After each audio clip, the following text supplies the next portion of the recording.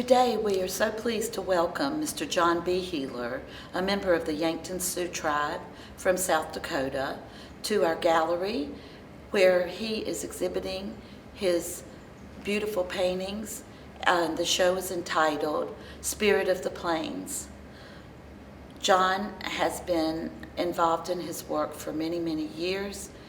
Each piece of his work tells a story of his life, and we are proud and pleased to present a conversation with John Beheler.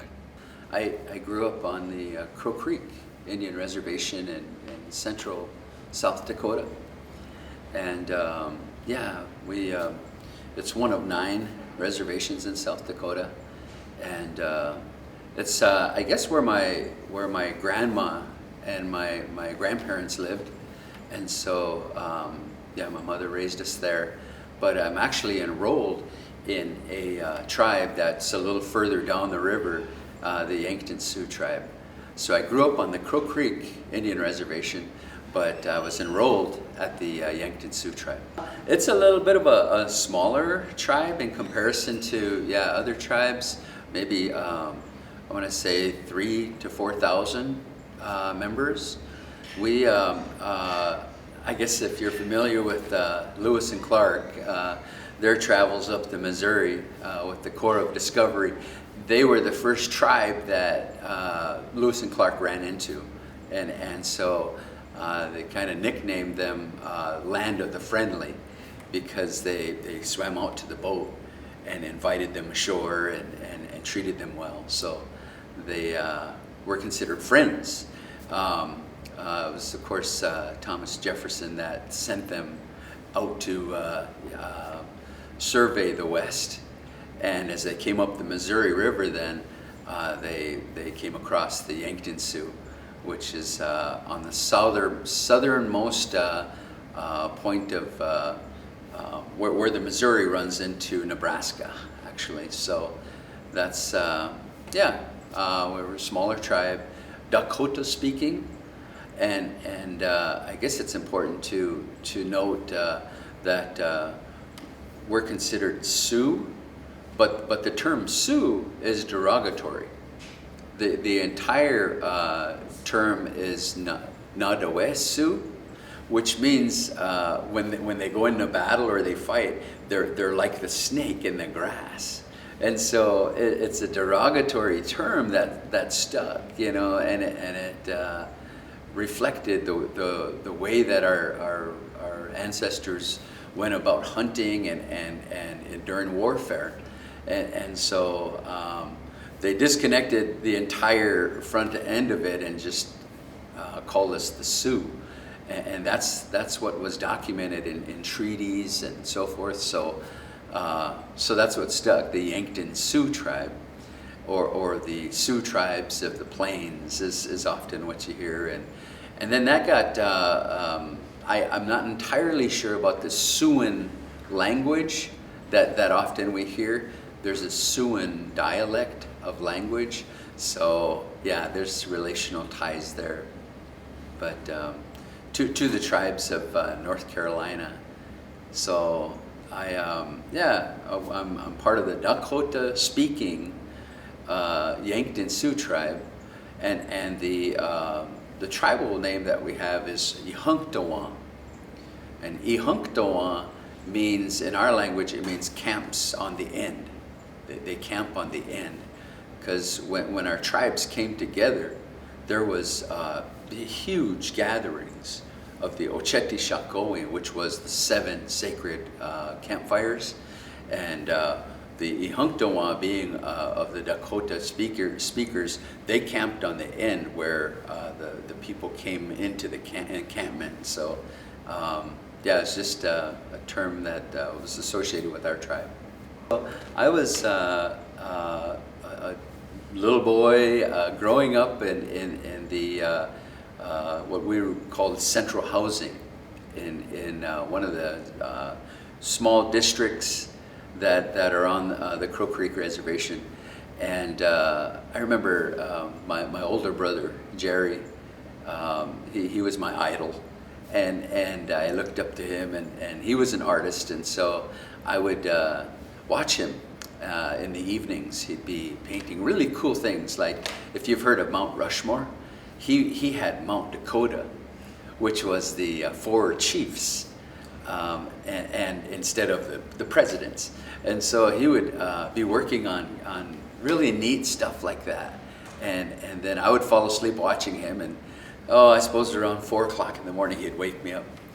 What do you think? And I'd look at it and half awake, and I just like marvel at, wow, how that came from nothing, and then all of a sudden he had a beautiful piece of art that I could look at, and so I would marvel at it, and then I would start copying it though. I would start tracing, copying it, and then I'd go to school and people would say, wow, that looks pretty nice, and then eventually I think it was around high school years that he said, hey, that's looking pretty good. Maybe you need to start doing your own stuff, So that's when I branched out and started working on some of my own work.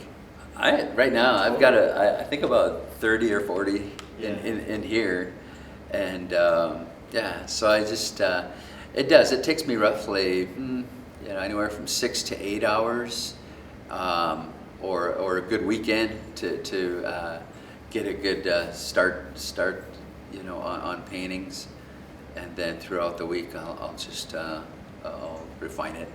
Yeah. Well, of course the origin story of the boarding school goes back to the 1860s when they began this idea of educating or assimilating children into mainstream society.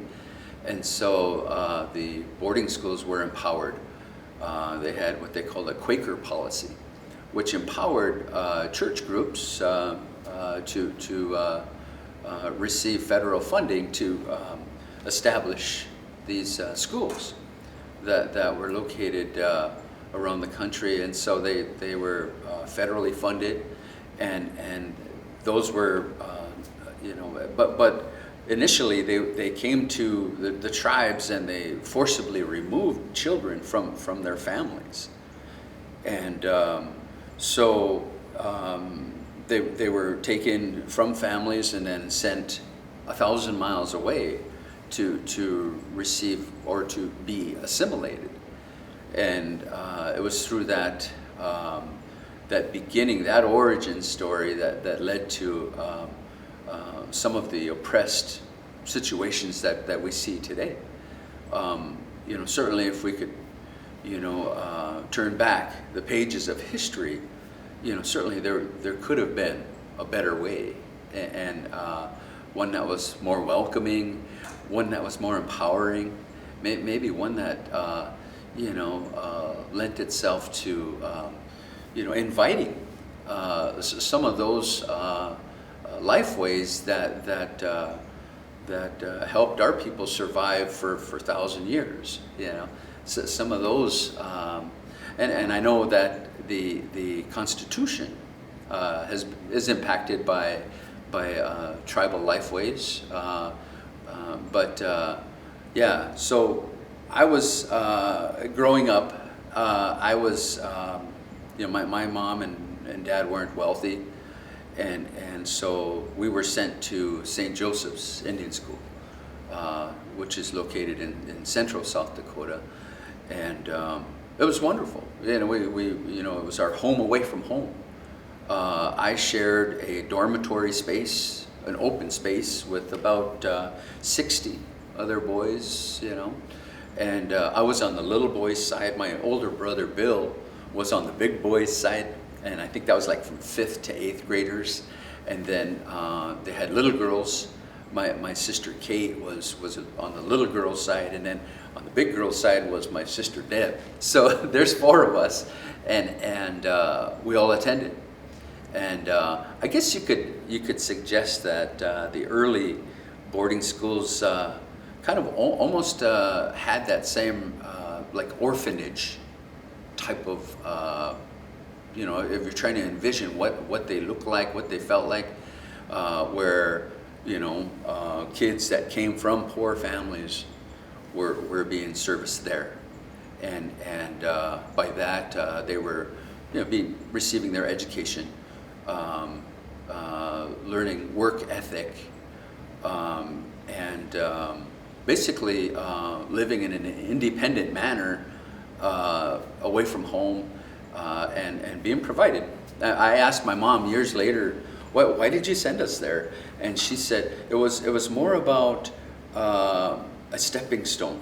I believed that it would be a good stepping stone for you. And I believe that to a certain degree she was correct, in that it taught us about chores. It taught us about empathy for other people who were there.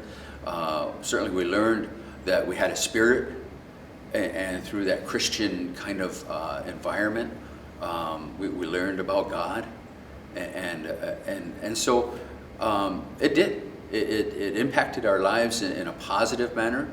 It certainly put food on the table in front of us. We were involved in just sending rosaries to donors who sent money back to fund the school, and so through it all, we it was a positive experience, but at that same time, they didn't really have much of a criteria for hiring practices. They would hire people from, we always thought of them as coming from out east, and to work with tribal children, and but through that, there really wasn't the accountability that schools have today, with a background check and with that type. So as a result of that, then you had predators that were hired, or that hid behind a mask, and unfortunately many of us were abused, and so we had a situation where the organization that was providing a Christian-based experience for us, there was this infiltration of people who meant to do harm, meant to do our children harm, and I happened to be one of those children, and so I was sexually abused, and granted, I certainly know there were others, but there was also physical abuse. If you didn't do your chores, if you talked back, this was an era beyond the initial boarding schools, which were very, which were more about almost acts of genocide, where you if you were speaking your language, you were beaten. If you were about praying or something in your traditional manner, or then you received very harsh treatment. And for us, it was beyond that. I was in boarding school from like 72 to 78, 79. And so, that was the time frame when we just started to see brown faces, that were a part of the program. And they were hiring natives at the school that I attended. But for the most part, we still had, dorm attendants and others who who would, if you misbehaved, they would use what they called a board of education, and it was a 2x4 with a handle, and if you ran away from the school, upon your return, then they would have us all line up, and we would all be just frightened at what was going to happen, and they would bring that student that ran away out in front of everybody and just give them, and and beat them in front of us, and so it would deter us certainly from running away. But yeah, so we still, and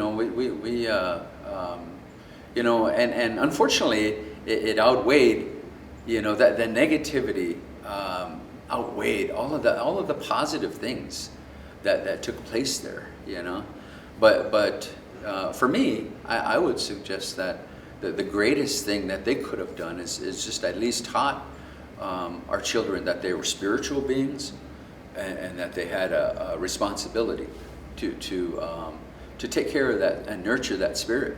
But unfortunately, the impact of abuse in boarding schools really made an impact on entire generations, because those children then grew up, and if they were taught to beat, then certainly within their homes and elsewhere, that's what they did, and so unless they found their way, some other way. I would also suggest that the culture of boarding schools, it had a great deal of influence on the people who made their way into the armed forces, because the culture was very similar, or penitentiary, where you had very similar, if people do a study of that, boarding schools, armed forces, and penitentiary, or incarceration. Those three elements kind of have very similar types of organizational culture, and so yeah, I would venture to guess if you took a look at that, you would see striking similarities. Right. So certainly there was fear, because Christianity and is a fear-based, if in fact, fire and brimstone. if you're gonna, if you're gonna lie, you're gonna go to hell, and certainly that was the threat, if you accuse me, then I'm gonna deny that and call you a liar, and you know where you're gonna go, and it was kind of that fear that was instilled in you, and so I carried that abuse with me throughout high school and throughout college, throughout my life, but I was able to I guess find healing through my art, and to explain that a little bit.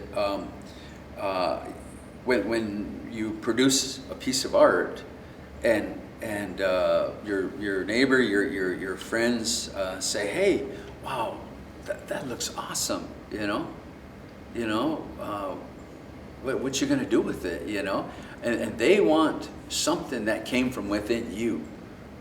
And so art is that. If you're a musician, if you're a poet, if you're a writer, you look within, and when you produce something beautiful, that is a creation. That creative process then lends itself to the external environment, all looking at that, saying, "Hey, that's good," and if it came from within, then that promotes that healing. So I think it's important that even people, alcoholics, for that matter, identify with a higher power. That they look within to establish that tie with their spirit, but through our ceremonies that we have, I've been able to find that healing. Part of that spiritual walk that each of us have, it's recognizing that there's a spirit in everything. In our way, we use the term midakuye oyasi. And midakuye oyasi is a prayer word. Like you would say amen at the end of your prayer. With us, when we finish, we say midakuye oyasi. And it's just like saying amen. It's like, Midaka Yasi means we are all related. And so, and that's what is central to almost every tribal nation that you'll come across, is the belief that everything has a spirit. That, the rock has a spirit, because it's been here since the beginning of time. And when we heat that grandfather and we place him in our ceremony, we receive that heat that comes off of it, and it changes us, and it helps us understand our walk of life. When we look at the trees and recognize that they're the lungs of the world, they're the providing that oxygen for us, that pajuta or medicine that comes from Mother Earth, that we have that nurturing rain that comes from a grandfather sky, that those all of those connections have a spirit, and water being that first medicine, that we look for. Even when we travel to Mars, the first thing they look for is signs of water. Well, water is life, and that's our first teaching.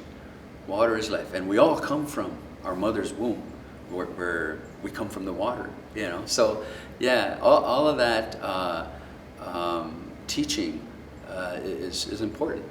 That drum that we have during the powwow, that drum, we all grow up, regardless of what race we come from, we grow up with that ceremony, that 9-month ceremony, where we're listening to that drum in our mother's womb. Boom, boom, boom, boom, boom, and so the drum is the heartbeat, so we have that. And when we see that bird and we offer our prayer, and we believe that bird, that eagle, flies to the heavens and delivers that prayer on our behalf, and then brings those blessings from the Creator down to Mother Earth for us. And so when we connect with that, just like in the Bible they had the great flood, in our legends, in our folklore, in our ancestry stories, those powerful stories, when there was a great flood, and the eagle provided for that lone woman who climbed the mountain. He provided for her, and he beseeched the Creator, hey, can I become a two-legged so that I can help them? And the Creator allowed the eagle to do that, and so they could replenish the earth. So through those stories, we're tied to the four-legged, to the winged ones. And so, yeah, and even, nutritional people will tell you, hey, you are what you eat, If you decide to eat cow, then plan to lay around like a cow. If you eat buffalo, hey, that's that nutritious, the nutrients, in terms of what you take into yourself are reflected in your behavior. So, all things are related. Midakwe Oyasi. That's how we believe. Even as two-legged. The other thing we do is we dream. We dream. When we close our eyes at night, we have a dream. Our spirit travels, and it provides a lesson for us in our daily walk. So it's important that we follow our dreams. Those of us that have dreams, but when I get older, this is what I want to be. Following that dream was what our people did. So we have a ceremony called Hamble Chea. Hamble means to dream. Chea means to cry. So to cry, we're going to go on the mountaintop. And this is one of the few times, because in our society, men can't cry. That's not masculine of them.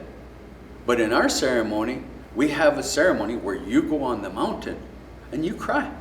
You cry for that vision or that dream that's going to lend itself to your future. And so it's a rite of passage.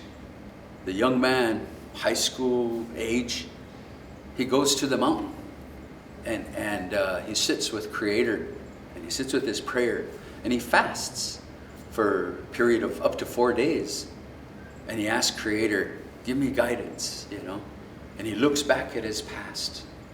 Why did I have to experience that abuse?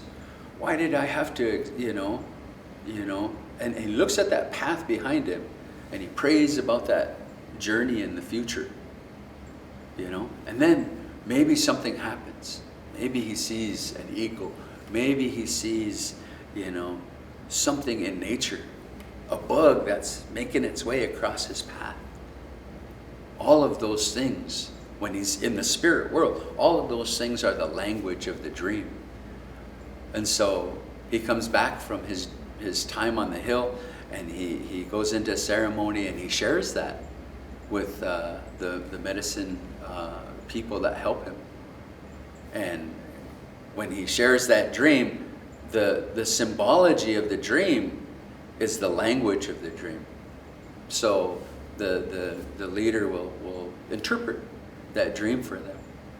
And they don't just take it and run with it. The direction they're given is study it, walk with it. But it gives them a purpose for life.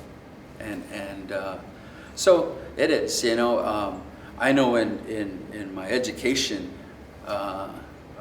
avenues, because I've acquired a couple master's degrees and a education specialist degree, but I study organizational culture.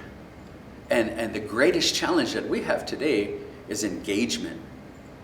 Engaging workers, engaging people in that whole aspect of, what makes me excited about coming to, what gives me a purpose for coming to work, and gratitude. So that entire piece relates to purpose, and people have to acknowledge that comes from dream. That comes from looking within and saying, hey, what do I want from life? Where do I want to go?